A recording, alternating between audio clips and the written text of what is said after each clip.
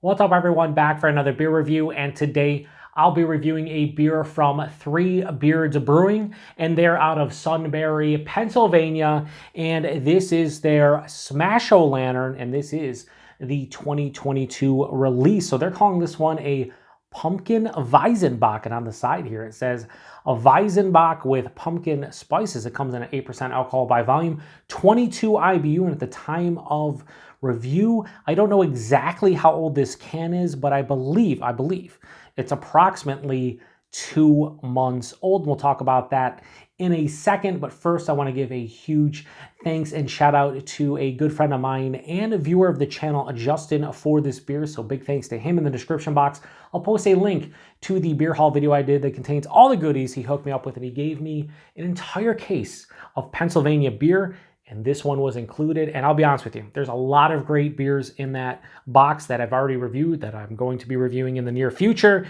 and this is one of the beers that I was looking forward to the most. Why? It's a Pumpkin Weizenbock. You just don't see Pumpkin Weizenbocks too often, and I think it should work extremely well with the phenolic, like clovey yeast character from a Weizenbock.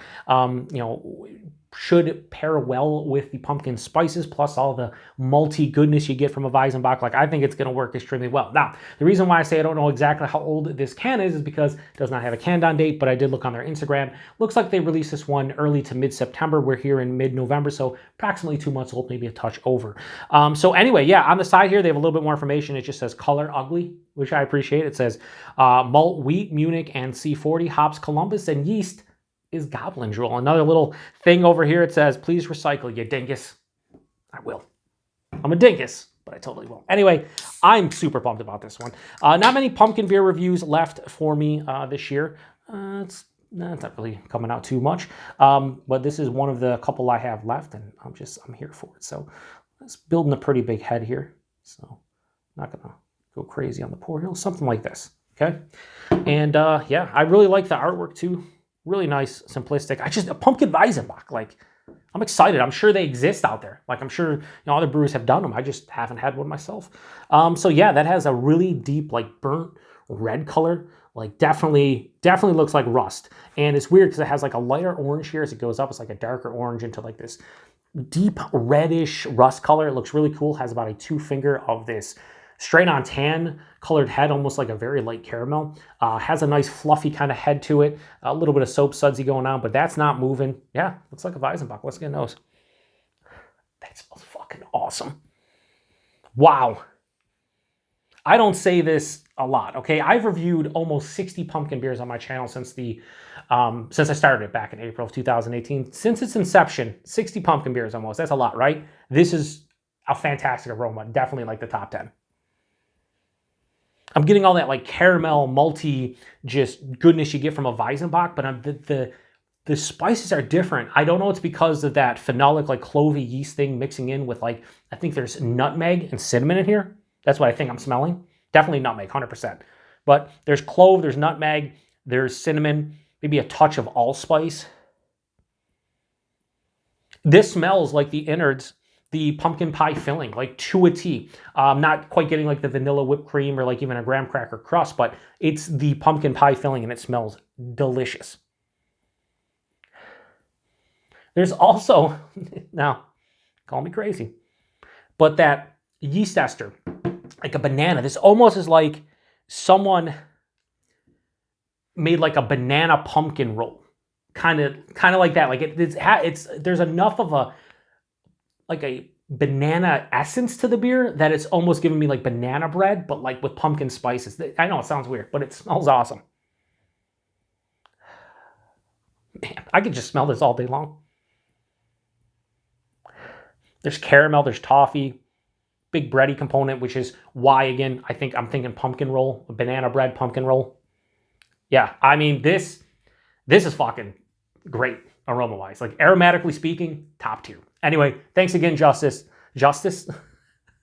Thanks again, Justin. And hopefully justice is served to my palate with a delicious beer. Cheers.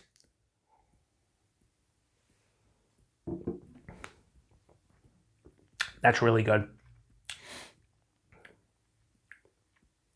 Here's the thing, though. The nose was so great that the taste definitely fell short, but it's still nice.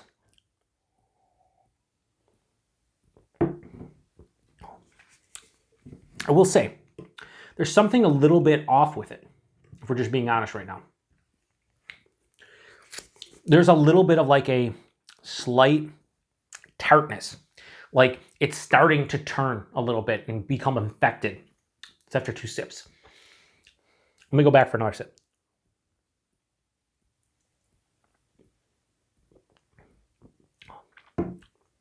Yeah. Anyway, I'll tell you what it tastes like. Let's go body mouthfeel. Body is like medium, touch over medium, bit thin at 8%, but yeah, I think it's a bit thin. I'd want to see this like higher side of medium, lower side of full at 8%, but higher side of medium would be appropriate. Just a bit thin. You know, shout out to a good friend of mine and fellow beer tuber, Paul over at PA Brew News, PA Beer, bit thin. The mouthfeel though, really, really nice.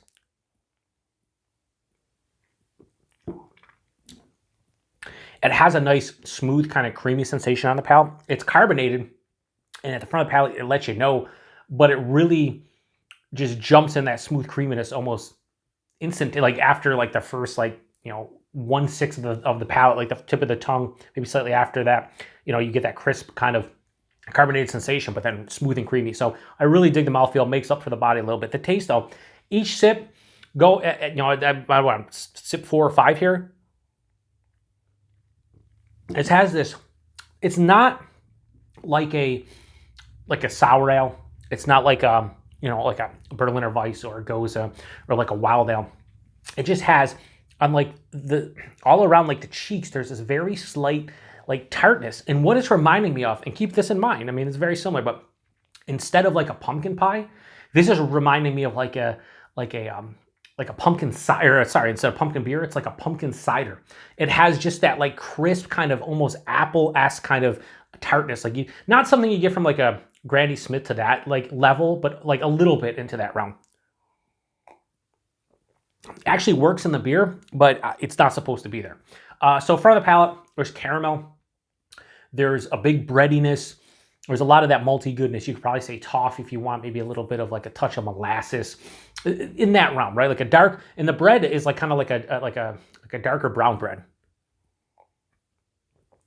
Right after that, I'm hit with the pumpkin spices, and it's clove, cinnamon, and nutmeg. Those are the 3 that I'm getting. The clove could be from the phenolic yeast characteristic. It could be that it's in here. They just say spices. They don't specify. Pretty sure the cinnamon and nutmeg coming from the spices, assuming that those 2 are in there. And if not, then that's what I'm tasting. And then there's the banana that kind of hits. And again, it dives into that banana bread kind of feeling. So it's like a pumpkin pie filling meets a banana bread meets an apple cider. It's kind of weird, but I'll be honest with you, it's actually working. I think that tartness, which again is an off flavor, this is probably slightly turning a bit, maybe at this point, maybe a slight infection going on, I don't know. But I think it's playing well with the beer, as stupid as that sounds. It's kind of different. I don't hate it. And it kind of looks like apple cider as I'm drinking it. The only thing kind of missing here is like a vanilla to kind of mimic the Cool Whip or the whipped cream you would get on the top of a pumpkin pie. It finishes with a slight dryness, slight bitterness. This is a little bit sweeter. I think maybe the spice character, maybe drying it out a bit, but there doesn't seem to be a big bitterness or dryness to this one. It leans a little bit sweet, but it's not overly sweet to begin with, and I think that omnipresent kind of like slight tart quality is helping as well. 8%, I can't tell. This is, okay, put it this way. If I was doing this blind, if this was a blind beer, didn't say Pumpkin Weizenbock, and I was just drinking it, I think I would think this is somebody's take on like a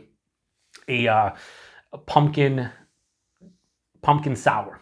That's what I would think, right? But a lot of times you get sours and they just have like a solid, like, or almost firm tartness and not really, you know, full on sour. That's what I get with this one, but it's not even firmly tart. It's just like slightly, and it's kind of weird. It's good. I don't know how to rate this. Let's just say we'll do 2 ratings. I rarely do that on my channel, but I will in this case. If we go as an overall beverage, which is how I rate on my channel, it's gonna get higher than stylistically what it's going for. It's just a great Weizenbock. I think a lot of the characters are good for Weizenbock. The malt character, I'm getting the phenolic and ester-esque yeast profile. It has a nice like weedy sensation to it. It's kind of what you expect. I mean, Weizenbocks are essentially Imperial Dunkelweizens, right? So I think they did a pretty good job from that aspect, but then you throw in like the tartness that probably shouldn't be there like that.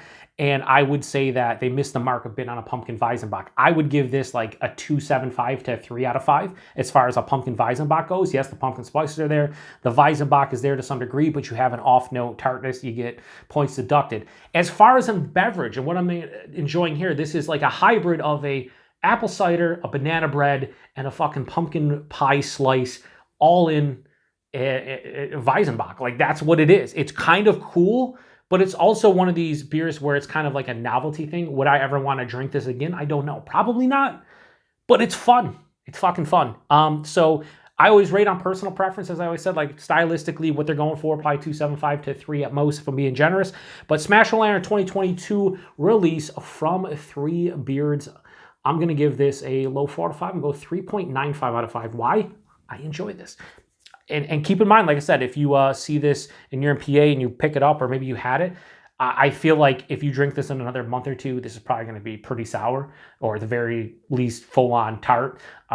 Assuming that's not like a purposeful thing they did, which I don't think so. So anyway, price and availability, I don't know. Again, this was given to me by Justin.